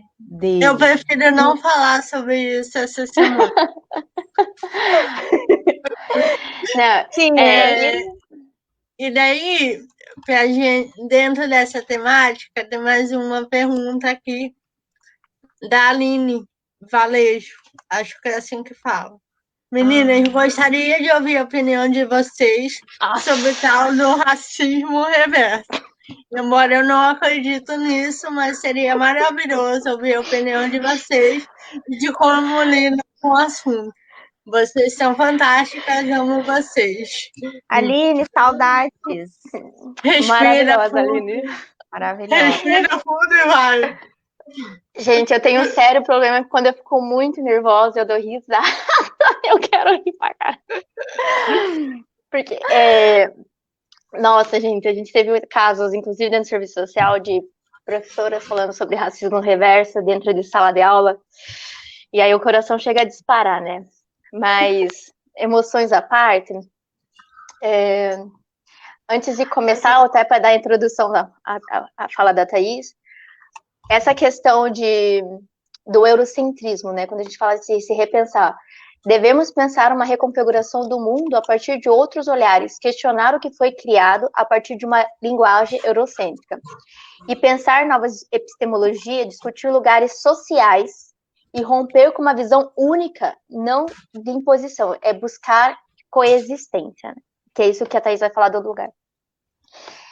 Gente, não existe racismo reverso. Do mesmo jeito que não existe unicórnio, não existe Papai Noel, Coelhinho da Páscoa, assim, tem dizer. Cara, O que, eu acho que é mais fácil, na verdade, existir essas coisas do que racismo reverso. Tem um vídeo muito interessante, eu não vou lembrar do comediante, é um comediante americano negro, que ele fala como se existisse o racismo reverso. Ele é super sutil e ele vai falando assim, então tá bom, racismo reverso. Primeiro a gente vai pegar aí, ó, 5 milhões, 10 milhões de pessoas do continente europeu e vamos trazer eles para cá. E trazendo eles para cá, nós vamos tirar sua língua, suas crenças, seus nomes, e eles vão trabalhar para o que a gente quiser, né, de forma escrava. Trazendo para o Brasil, vamos fazer isso. A gente pega aí, foram mais de 3 milhões, Thaís, eu anotei isso em algum lugar, mas a gente foi o país que mais trouxe pessoas escravizadas do continente africano. Vamos trazer esses aí do... Outro dado importante, além de ser o país que mais trouxe, foi um dos últimos países a abolir a escravidão. Abolir, né? Abolir. E aí a gente traz essa galera para cá, e aí, né, a gente tem aí mais de 3 séculos, né, de exploração dessas pessoas e seus descendentes. E quando a gente faz a abolição, né, porque a princesa Isabel legalzona quis assinar branca salvadora. Nossa. Eu vou colocar assim, contém ironia, põe aí no vídeo, contém ironia, senão as pessoas acreditam. E aí a gente fazendo essa abolição, a gente pega esse bando de pessoas brancas que a gente escravizou e joga na sociedade sem nenhuma política pública de inserção. A gente coloca elas ali já com todas estigmatizadas, como se as pessoas brancas fossem demonizadas, porque a primeira coisa que vai fazer é transformar em algo que não é humano. Então a gente tira a humanidade dessas pessoas, daí a gente explora elas, aí a gente pega e fala, não, agora não é mais viável, né, porque tá feio internacionalmente, a gente coloca elas agora, vocês estão livres, sigam seus caminhos, a gente não coloca nenhuma política de inclusão, isso vai gerar, né, até um livro da Ivone sobre questão social, ela vai falar sobre a pauperização ser a primeira questão social do Brasil, e essa pauperização ela tem uma cor, mas imaginamos que fosse branca essa cor, e a gente tem colhendo todos os frutos desse período até hoje. Aí sim seria um racismo reverso. Sim. Fora isso, gente, eu falar que eu acho que uma pessoa branca sei lá, às vezes chama de branca louca, isso não é racismo, gente. Pode ser mal educação minha, pode ser uma falta de sensibilidade. Pode ser bullying, né? Pode ser algo que não é legal de se fazer, pode ser qualquer coisa disso. Pode ser, né? Não coloca mais nada de falta de educação, mas ser racismo não é, gente. Não é, porque uma pessoa branca ela nunca vai ser privada dos seus direitos pela questão da cor, pela questão da raça. Sim. Não tem como, não cabe. A gente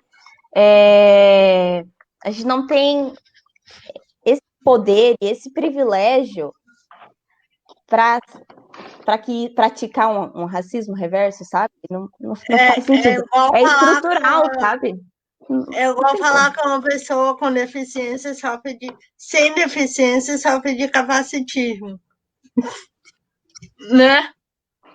Você vai chegar para uma pessoa que falar para ela assim, você é incapaz de fazer isso, você vai falar, não está falando com a questão, né? Não vai tirar os acessos dela. É surreal, e isso está cada vez mais nas falas das pessoas me preocupa. Do mesmo jeito que o conceito de minoria me preocupa, sabe? Porque, gente, não tem minoria, tem pessoas que são marginalizadas, né? Mas se a gente for considerar, por exemplo, dados estatísticos, a população negra que considera pretos e pardos é mais de 56% do país, então... A gente fala que a pessoa com deficiência é minoria, mas são 45 milhões. Imagina. Né? E para encerrar esse nosso bloco, eu vou botar a pergunta da Roseli aqui, que ela fala assim: vocês acham que os brancos estão abertos para as questões raciais? Vai, Thaís, comece agora. Depende do branco que a gente está falando, né? Se a gente for falar de uma forma majoritária, a minha resposta seria não. Eu acho que não. Mas, pensando, né, a partir da minha realidade, enfim, né, que é um nicho muito restrito, muito pequeno, há brancos que sim. Há brancos que sim. Mas eu acho, não sei se seríamos nós a analisar isso, sabe? Eu acho que fica aí a reflexão e o desafio para quem é branco, de você mesmo se repensar e se fazer essa pergunta, sabe? Se vocês estão abertos a essa discussão, se sim, quais são as alternativas que vocês têm buscado para ter mais acesso a esse debate, buscar esse debate, qual é a discussão que você tem feito na sua roda de amigos, nas pessoas da sua família, e enfim. Eu acho que é uma pergunta que basicamente não tem resposta, sabe? Eu acho que não por nós, eu acho que na verdade seria a população branca, a branquitude que não deveria de nos dar essa resposta, sabe? Se eles estão abertos. Porque eu vejo que a população negra, ela tem há muito tempo buscado, né, essa discussão e esse acesso. E a gente é acessível, tipo, a gente faz esse debate, tipo, a gente está aqui, a gente está construindo e a gente está buscando alternativas, mas ouve quem quer, né? Então... E daí, para a gente terminar e falar um pouco... Manu, deixa eu fazer só uma parte nessa, não querendo te interromper. Uhum. 2 pontos e acho que é importante a gente deixar registrado, né? Tem muita gente que fala assim, né? A galera que tá super bem intencionada, mas precisam se repensar. Eu vou dar voz. Gente, ninguém dá voz a ninguém, a gente tem voz. Tá? O que precisa ser dado é você, enquanto lugar que ocupa de privilégios, dar visibilidade. E visibilidade. E aí, quando se pergunta sobre estar abertos, mais do que estar abertos, eu volto no ponto de que não é responsabilidade só nossa. Precisa de movimento, sabe? Precisa, tipo, não só escutar, mas assim, vamos colocar na academia. Tá? As pessoas que estão lá dentro, elas têm acesso tanto quanto a gente à discussão. Né? Por que é que elas não discutem nos seus temas de pesquisa, né? Sei lá, faço mestrado em literatura. Então, quando que você traz a questão da raça aí? Né? Sei lá, trabalho com turismo, vou falar sobre empreendedorismo no litoral. Quando que você traz a questão da raça aí? Esse é o ponto, né? Não só raça, mas como gênero, né? Então a gente precisa de pessoas não só abertas, pessoas brancas, mas também que façam esse movimento, obviamente, de novo, falando do seu lugar de pessoa branca, e que essas pessoas falem com seus pares. Né? Porque uma coisa, eu fico às vezes, não sei se a Thaís tem o mesmo sentimento, mas a gente que vai para essa linha de frente tem uma certa, já se torna certa referência para determinados assuntos. Tipo, várias pessoas vêm falar comigo sobre violência, sobre violência de gênero, sobre raça. E eu vou discutir sobre isso, muito porque, né, a gente tem essa troca e tal. Mas, às vezes, eu vejo que elas nem fazem a lição de casa, né? E não precisa, a gente já tem acesso a muitos textos, sabe? Tem várias lives acontecendo. Aliás, fico muito agradecida por a gente estar com esse número até agora de pessoas aqui. Né? Agradeço o espaço e estar sendo ouvida junto com as minhas companheiras. Mas acho que mais que abertas, as pessoas brancas precisam estar dispostas e mobilizadas.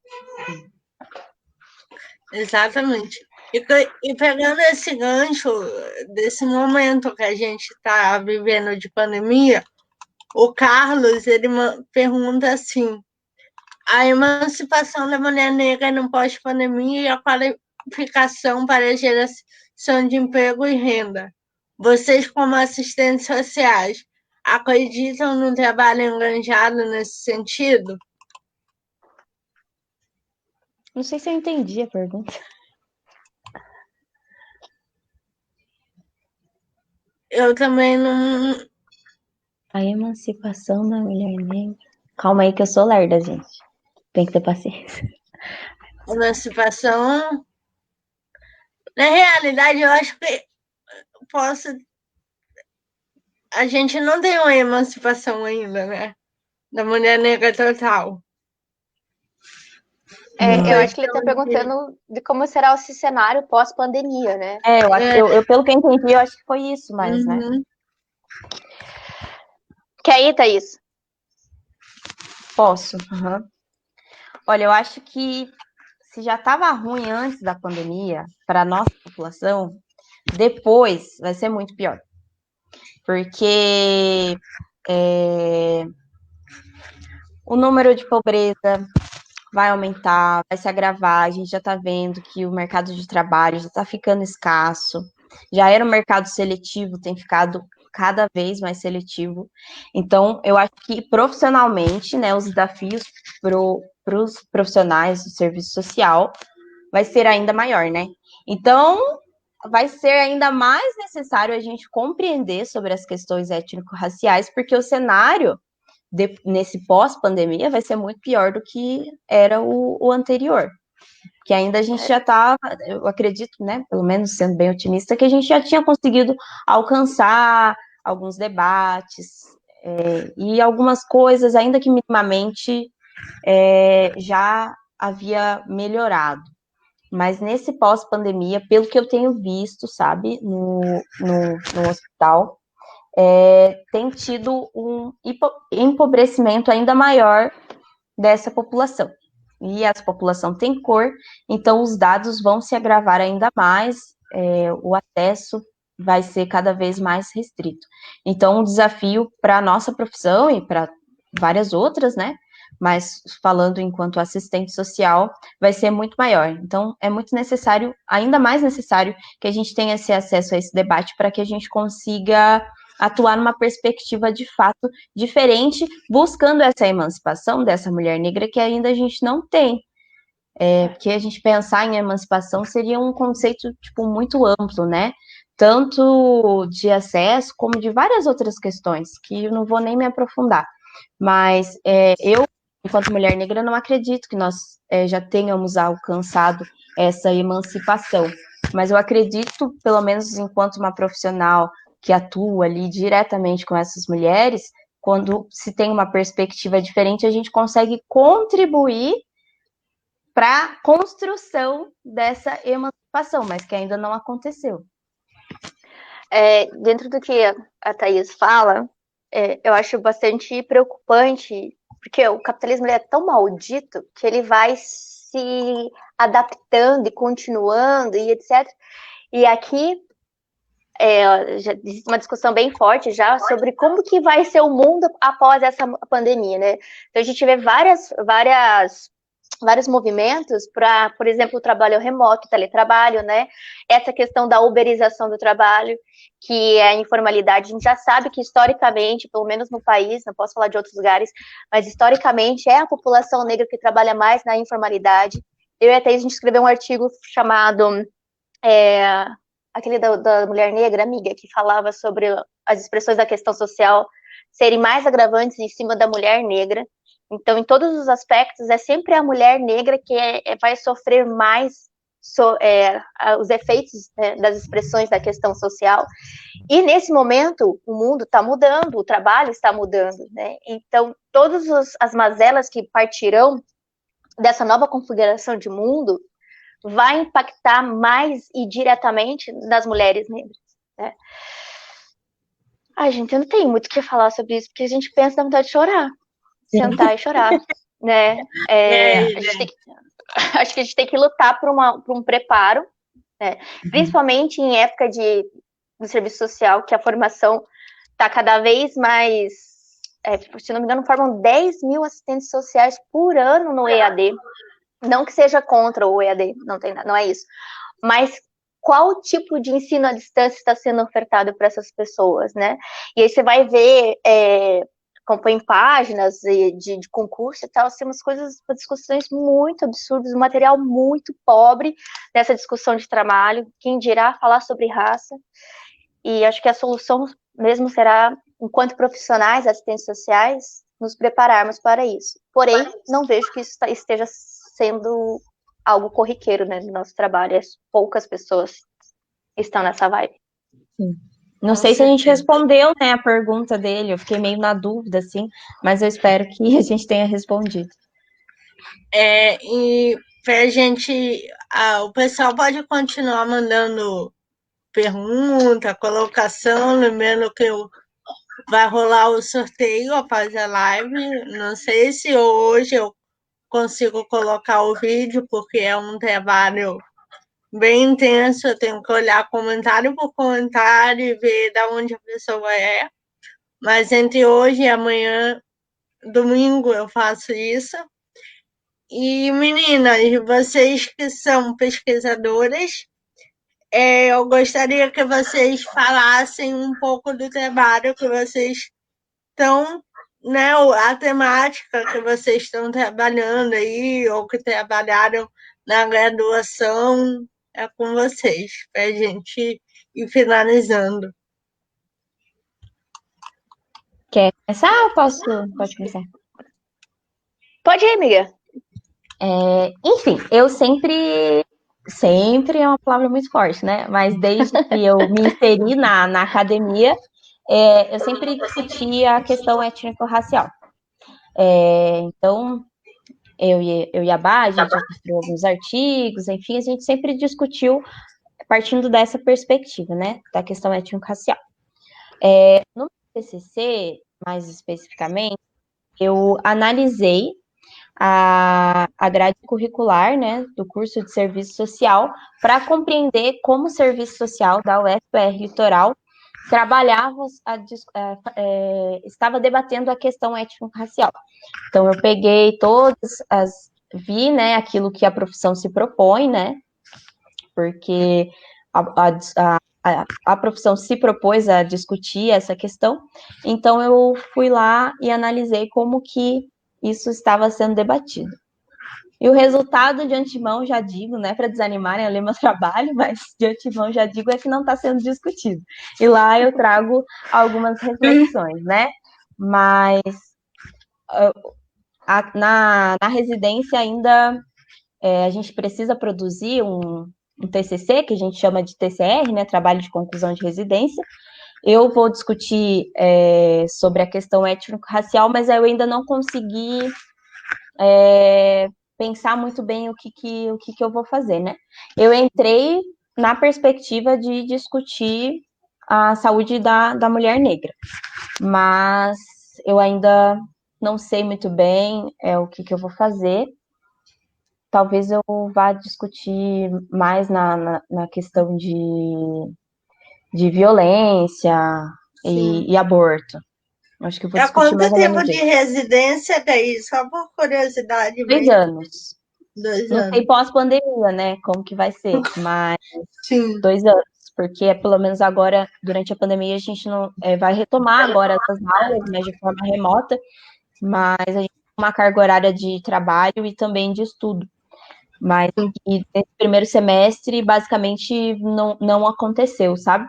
Então, se tem uma discussão de outras profissões, inclusive, que não estão conseguindo estar no seu cenário de prática, sabe? Então, o residente acaba perdendo muito por isso.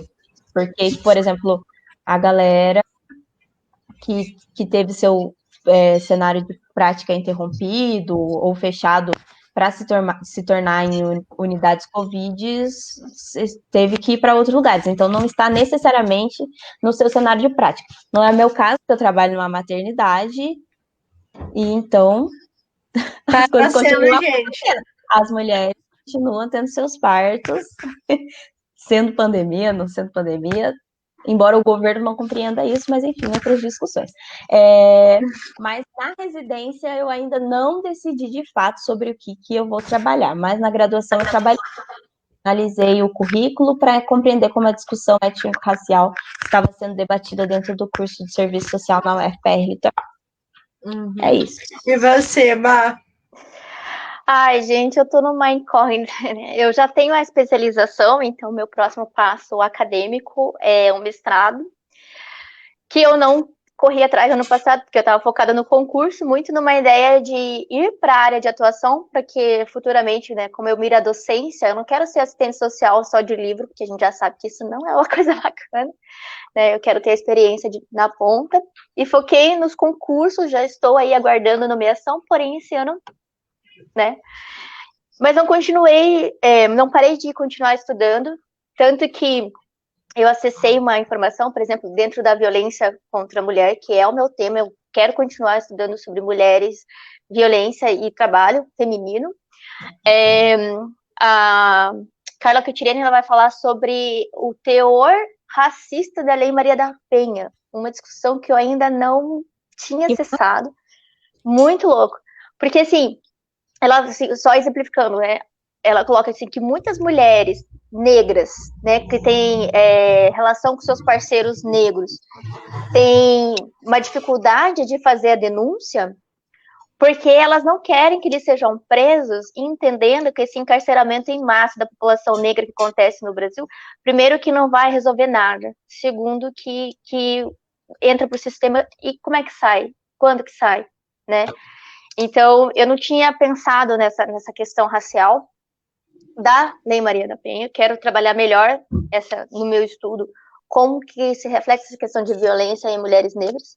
No meu TCC, eu fiz sobre o impacto da violência doméstica familiar na vida acadêmica das estudantes da UFPR Litoral. Eu trouxe uma questão de racial, um recorte de raça, mas não foi tão profundo, né? E aí eu tô com um projeto muito particular, mais de pensar e tentar desenvolver isso, de como levar esse conhecimento, né? Como minha mãe tem uma frase que é ótima, que ela fala: quem tem mais conhecimento tem mais responsabilidade. Né? E não adianta eu ficar me apropriando de toda essa informação sobre feminismo, sobre a questão de raça, classe e gênero, e não trabalhar com base, né? Com a base, né? Como chegar para fazer essa troca com a base, que também sei que tem muito para me educar, e a gente não chega, a gente fica presa nesses muros da academia, que eu sei que acontece, mesmo que a gente não queira, mesmo que a gente, né, tente sair, mas que a gente precisa ir se qualificando pelos nossos objetivos, mas precisa sair, porque senão não transforma, né? Então tenho pensado nisso, em como levar essa questão do feminismo para a base e fazer essa troca, né? Porque eu sei que a base tem muito para contribuir para a nossa luta de raça, classe e gênero. A gente não está chegando, a gente não está se organizando. Se a gente tivesse muito bem organizadinho, a gente já tinha derrubado esse bosta que está aí. Mas, né? Não tinha nem entrado, né? Não tinha nem entrado. Pois é, meninas. Tem uma pergunta aqui que eu acho que já foi respondida. Mas eu vou fazer que talvez a pessoa tenha entrado no meio da live e tal. A Ana Lourenço, ela pergunta assim, fala assim, queria que vocês, se pudessem falar um pouco sobre a recente polêmica sobre o colorismo que foi levantada pela Sueli Carneiro.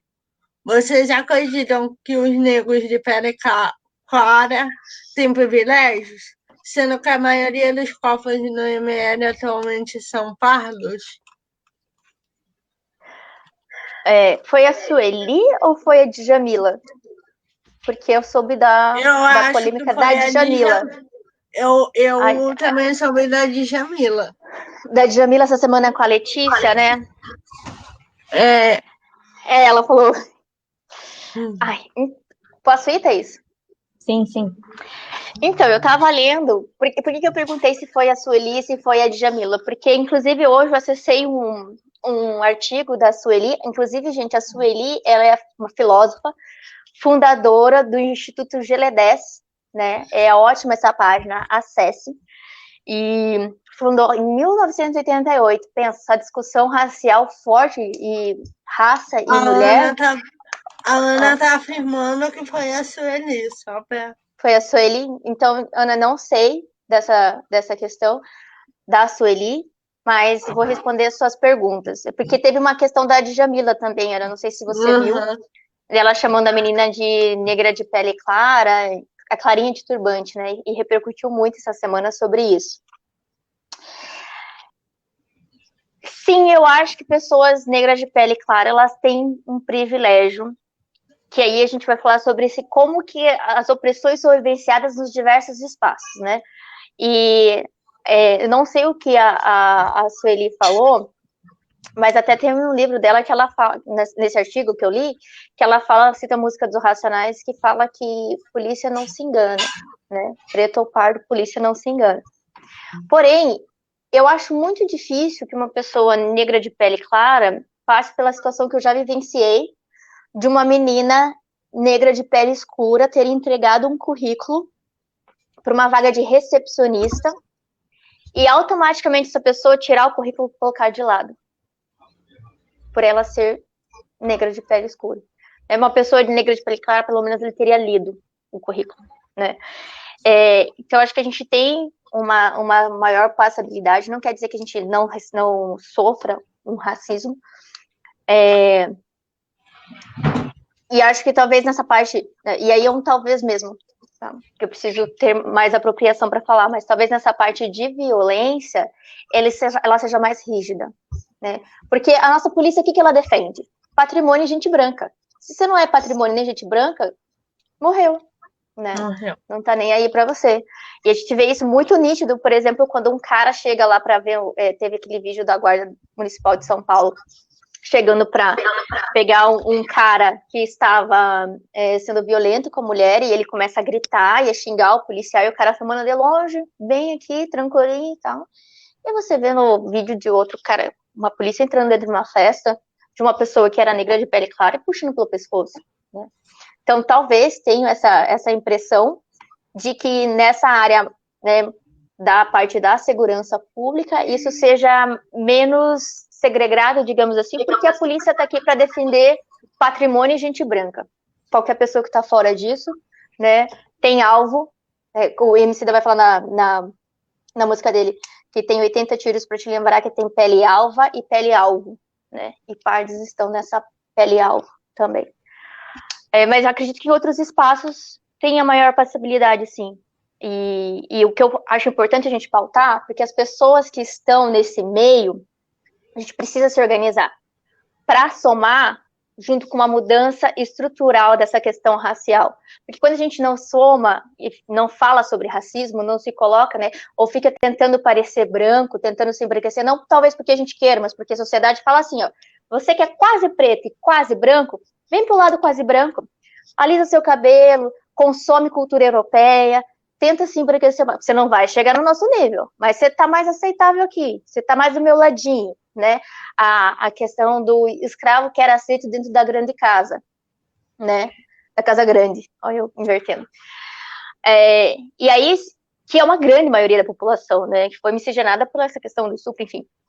E aí, se você não se posiciona, e eu vejo, eu fico muito incomodada com esse pessoal do meio, que não se coloca, não se posiciona, finge que não é, porque eu não sou nem preto, nem sou branco, então não é comigo. Mas é. E a gente precisa se organizar em relação a isso. Ainda mais que ocupamos maiores espaços de privilégio, e temos que eu falei essa semana, não sei se essa frase é muito boa, mas eu falei assim, cara, quem apanha menos tem que ir mais para frente. A gente tem que estar na frente dessa luta. Se a gente tem mais facilidade, a gente tem que estar comprando mais essa briga. Thaís? Com certeza.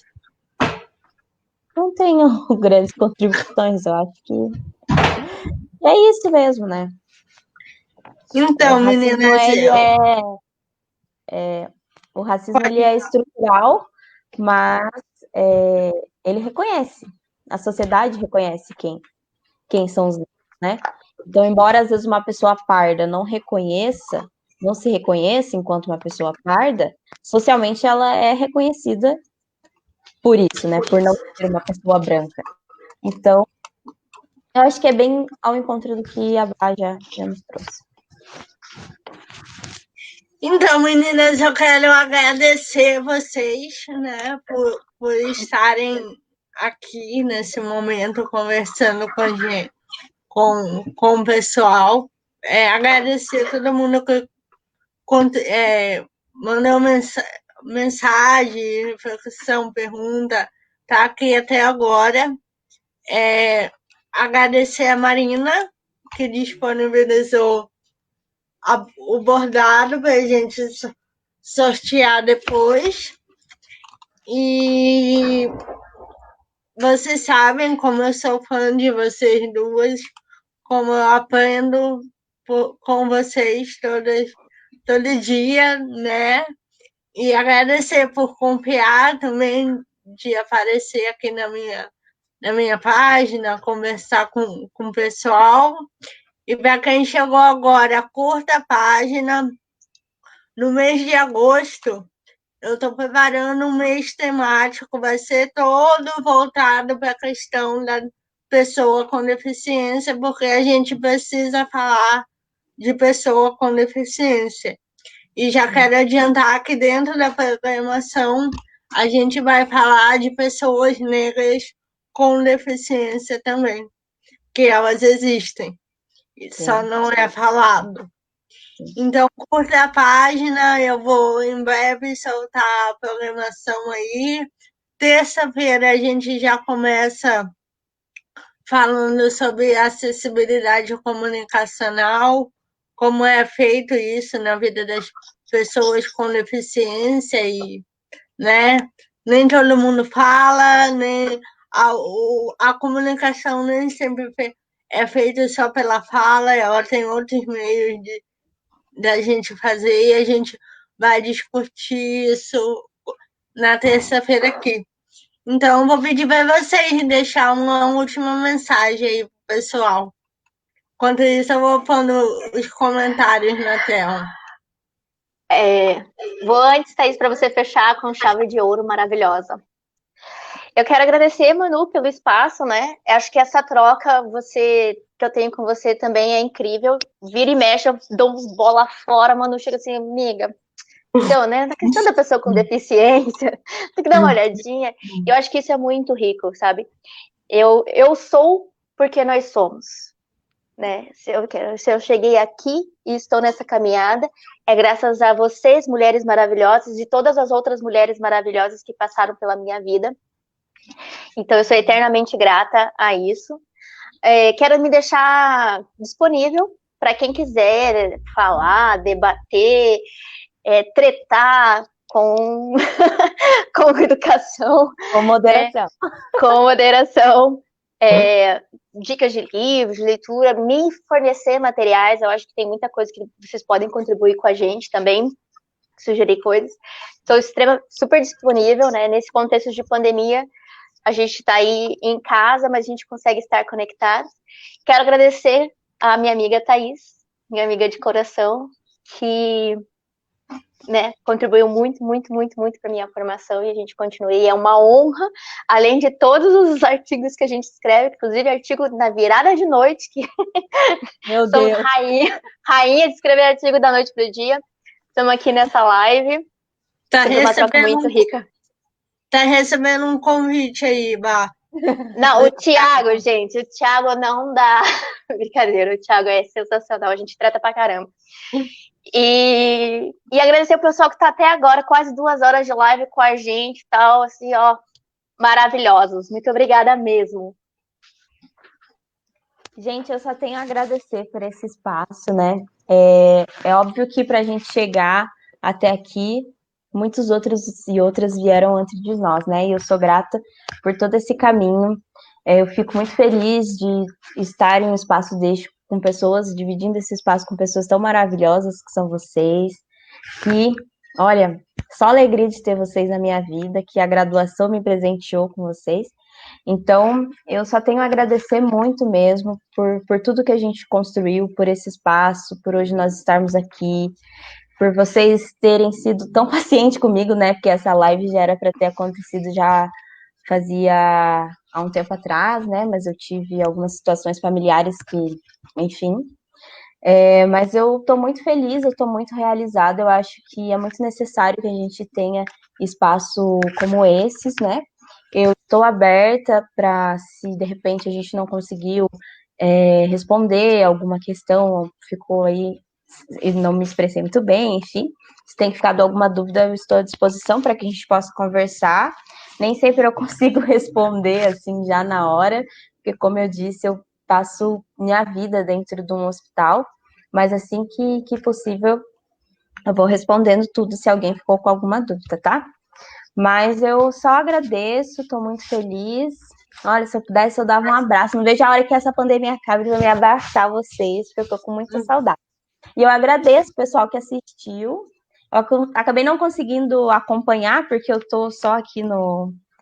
Não tô aberta com a live no Facebook, mas eu agradeço a todos que nos assistiram. Espero que a gente tenha contribuído de alguma forma, que a gente tenha trazido algumas questões para que a gente se repense, né? É sempre bom a gente se repensar, se reconstruir. E eu aprendi muito também estando aqui com vocês. E, enfim, estou muito feliz. Quase 2 horas de live, passou super rápido, gente, nem vi.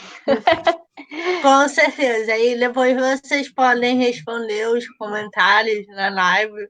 Vai ficar Que legal, dá pra disponível aí responder. na página. Então, eu agradeço, meninas. Pessoal, fica ligado aí. Semana que vem, agosto, a gente já inicia uma nova temática. Foi um prazer fechar. A gente nem combinou e a gente fechou Fechou o mês.